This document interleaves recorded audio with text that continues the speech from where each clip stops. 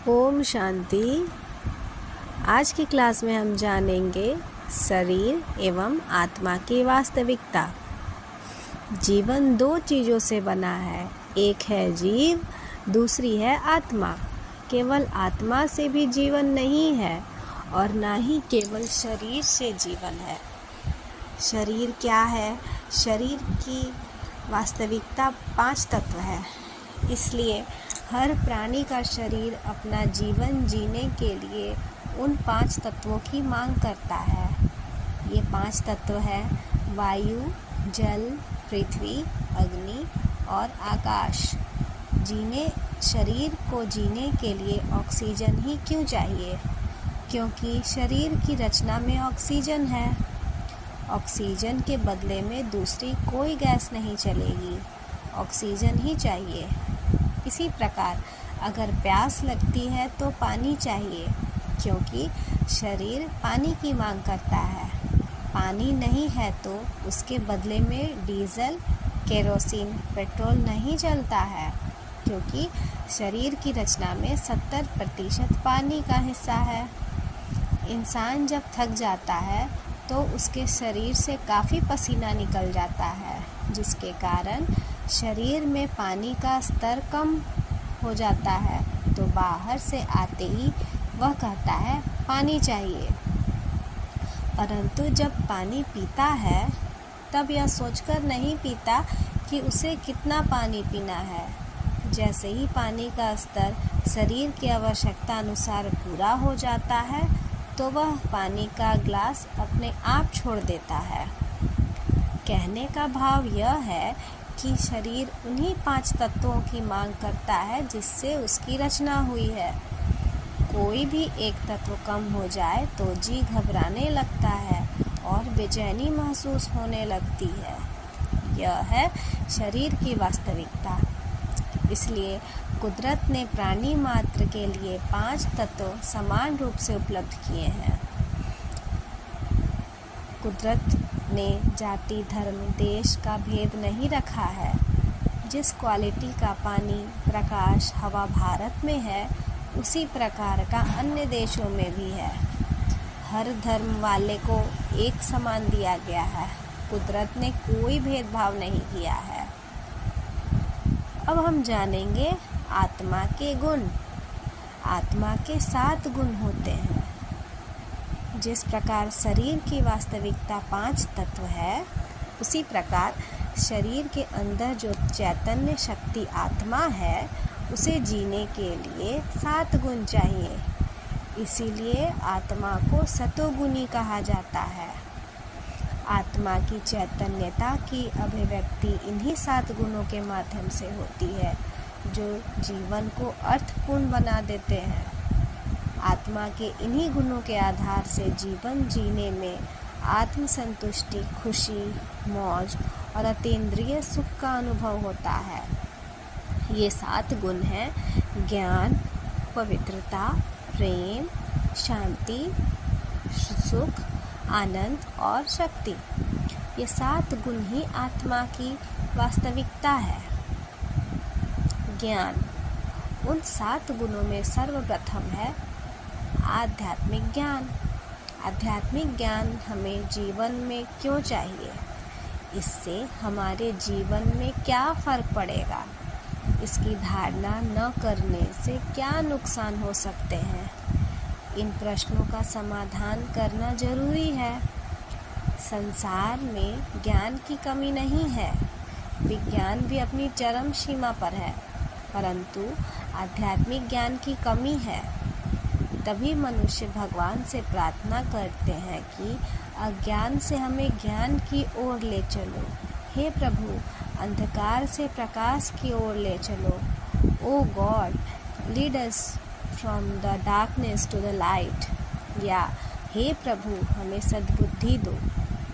अब सवाल यह है कि ज्ञान विज्ञान का अथाह भंडार होने के बावजूद क्या हमें ज्ञान नहीं मिला जो हम भगवान से ज्ञान मांगते हैं? किसी ने सही कहा है, सारी दुनिया की ज्ञान विज्ञान की पोथियाँ की यदि होलिका जलाई जाए तो उससे ताप अधिक होगा, परंतु प्रकाश कम होगा। आज मनुष्य ने भी जो थोड़ा बहुत ज्ञान प्राप्त किया है उससे गर्मी अधिक पैदा हो गई है, परंतु रोशनी उतनी नहीं मिली है। अर्थात अभिमान की गर्मी मिली है, लेकिन व्यवहार में कैसे आना है उसकी रोशनी या समझ कम है। सबसे बड़ा अज्ञान और अभिशाप मानव का अहंकार है।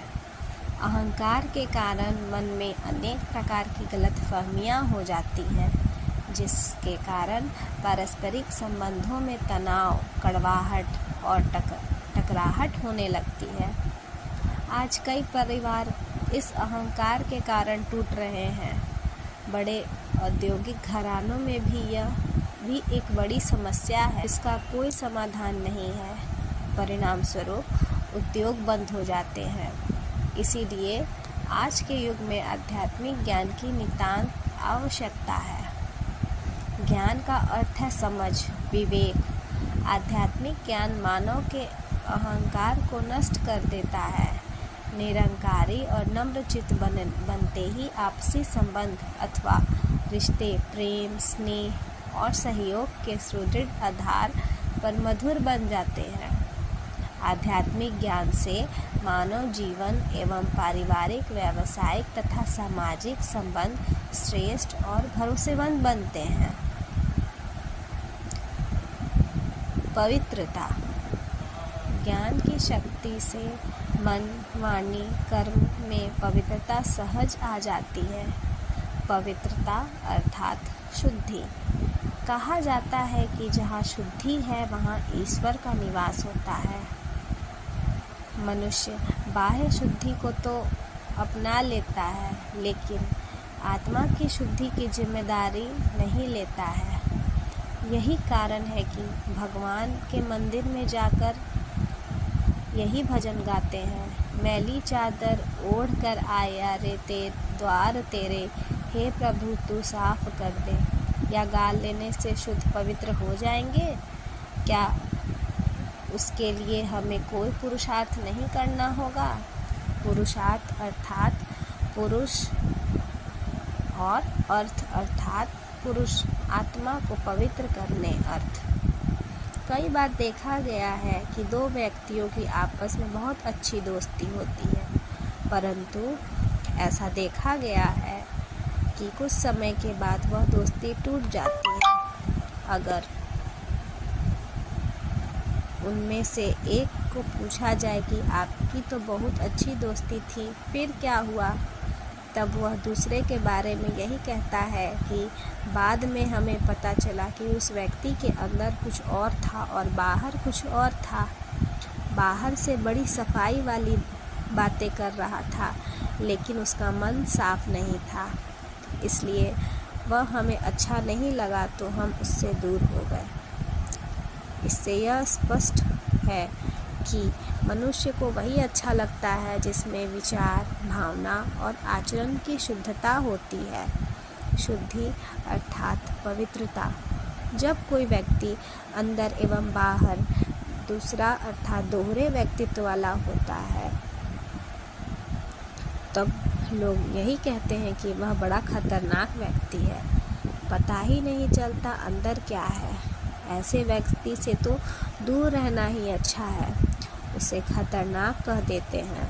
परंतु अगर कोई व्यक्ति बहुत भोला है, अंदर बाहर एक समान हो, तो उसे लोग कहते हैं कि यह तो भगवान का बंदा है, जो अंदर होगा वही बाहर होगा, उससे कोई खतरा नहीं। आज दुनिया में कैसा व्यक्तित्व पसंद है? हर कोई ऐसी दोस्ती चाहता है जो पवित्र और सच्ची हो, क्योंकि पवित्रता ही हमारा वास्तविक रूप है। आत्मा को सत्य और चैतन्य कहा जाता है, और यही पवित्रता आत्मा का सत्य स्वरूप है। तभी मनुष्य छोटे बच्चे को भगवान का रूप मानते हैं, क्योंकि वह पवित्र है। यह पवित्रता ही आत्मा का अनादि और आदि स्वरूप है। यदि आत्मा के तेज को विकसित करना है, जहाँ पवित्रता है वहाँ सुख शांति स्वतः ही होगी। पवित्रता की निशानी सदा खुशी है। पवित्र जीवन अर्थात दुख और अशांति का नाम निशान नहीं। ओम शांति।